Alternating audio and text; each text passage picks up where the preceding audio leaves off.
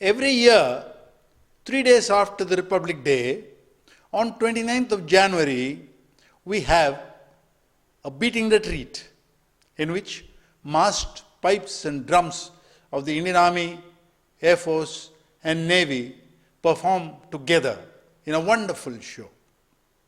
Last year, on that occasion, we saw the newly positioned Defense Minister Manohar Parrikar sitting on a sofa, a wide sofa, with his arms on the side, viewing the scene in regal splendor. It is easy to imagine what were the thoughts that were going on in his mind at that time. He looked as though he is the Lord and Master of the whole of the Indian Army. But now, today, nearly a year down the line, it is sad to say that he has lost much of his sheen.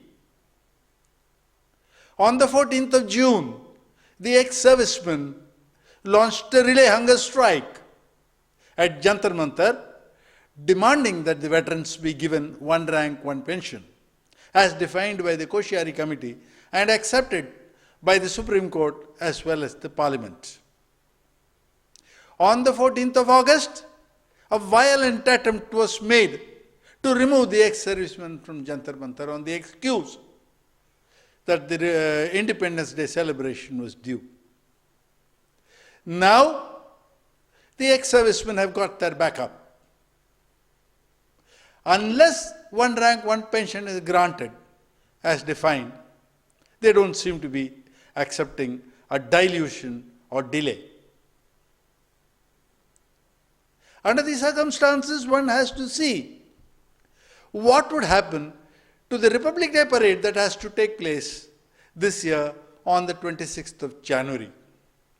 Each year, since independence, the Republic Day parade has been growing in stature and importance day after day, and year after year in splendor and beauty. Last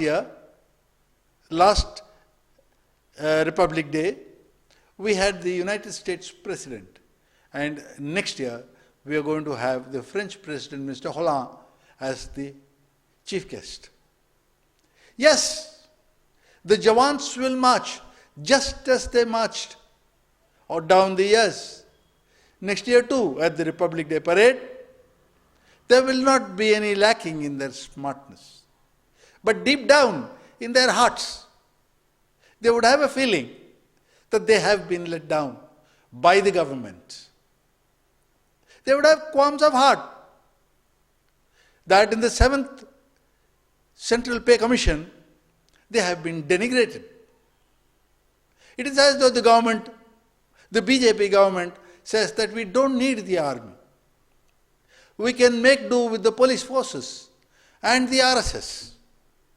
And they are hand in glove with the bureaucracy to put down the armed forces. Under such circumstances, the next Republic Day parade is going to take place. The veterans, already exercised over the one rank, one pension issue, have sworn that they would never attend another government function.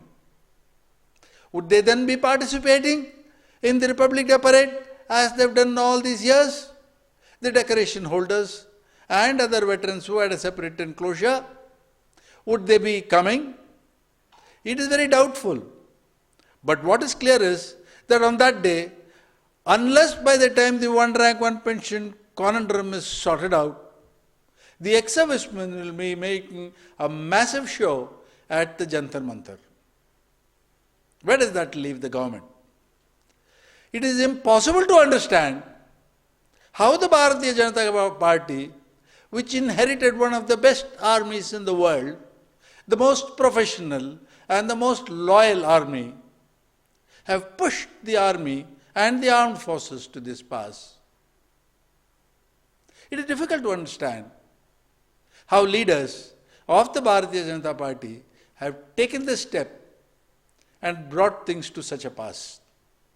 We can only hope that things will improve itself, but with leaders like Narendra Modi who have had no education at all, it is difficult to visualize that better sense will dawn upon them. Mr. Modi perhaps feels that all this can be made good by international approval of his activities.